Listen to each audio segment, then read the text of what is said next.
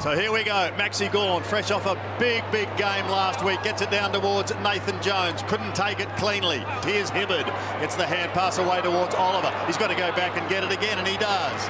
Gives a little ground, I'll sweep wide towards Harms, under pressure is Harms, got the handball away and slams it into the goalpost. Deliberate was the call, and it was. Paid even though he was under pressure. So Mitch Wallace, a gimme goal for him after getting 3 against the Hawks last week, and a flying start by the Dogs. Yeah, not wrapped, but look, that's part of the game. We need scores. It's an exciting part, and that clearly is how the rules should be adjudicated. As a forward, you love it, don't you? You love those easy ones, don't you? 2 minutes into the game. Trengove again with Big Max. Wallace takes the handball from Lipinski, goes inside 50 once more. McDonald hammered it down straight to McRae. From a standing start, it's Gowes to the top of the square. Hunter is the man who'll go back and have a shot. 25 out directly in front. His 50th career goal.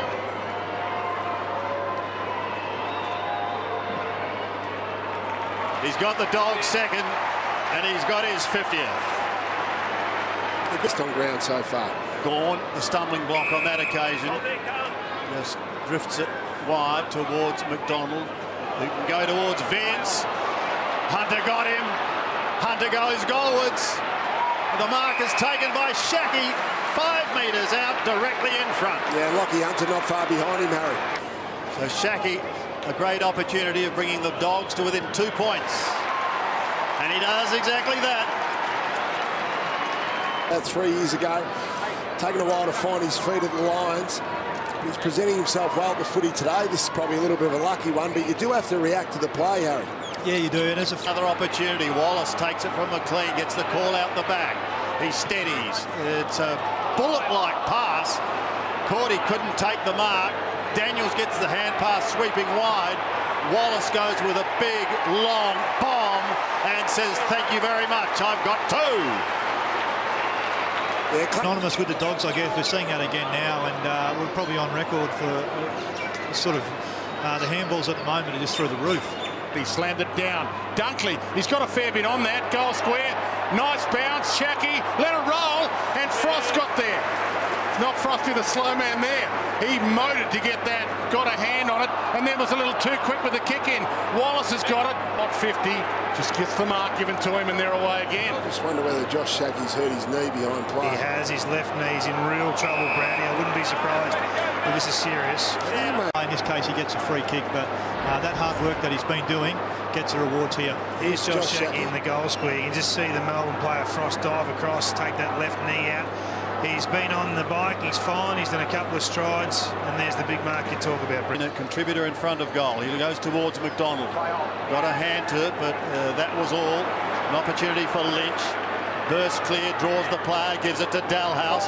Short little chip. That's going to be okay. Just the required distance to Shackey. Love that. It was in the first quarter.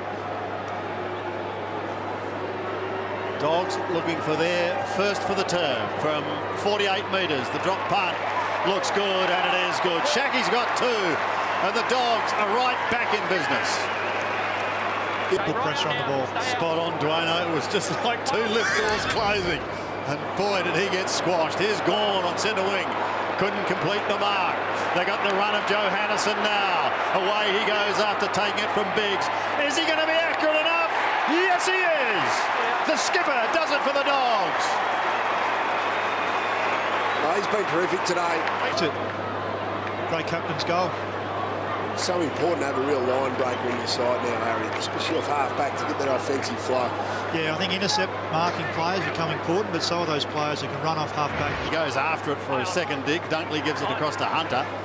He flicks it up towards the forward pocket region. It passes Honeychurch. Lewis gave it away, and it went to Morris. Lipinski might get a free kick. Got one in the back. Sandy too is a terrific runner. Get up and down the field. 9 goals for, so he's reasonably accurate in front of goal. This shouldn't be a problem. 25 out. Well, he guides it, but he guides it through, and the Dogs have hit the front here at the G.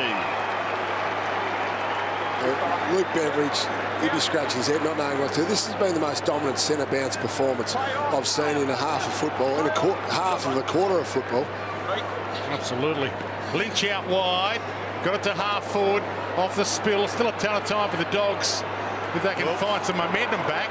Honeychurch sized it up, thought he didn't have the kick in him, goes to Wallace. Biggest scores in the AFL, averaging over 100 points per game conceded. They need to start scoring and scoring quickly. He's got 3. They just got to be careful in there. The midfield. Before he gathered it. Send the Dogs forward, but he goes wide. Dalhouse tried to float in.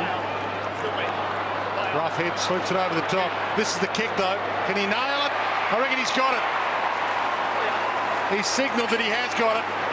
And that's a huge one against the run of play for the Dogs for McLean. First half, they just kept the ball flicking along. Their small forwards are going to be so dangerous. That's where I think they're a really elite side. They've just got to find ways to bring them into the game a little bit more. Gone again. It's been a great season. Just putting the icing on a magnificent game, a memorable game. Trengove again. Centering ball to half forward. Wallace waiting down, tries to get it to Johannesen. He recovers, picks up, snaps and goals. Johannesen gets his second goal in his 100th game.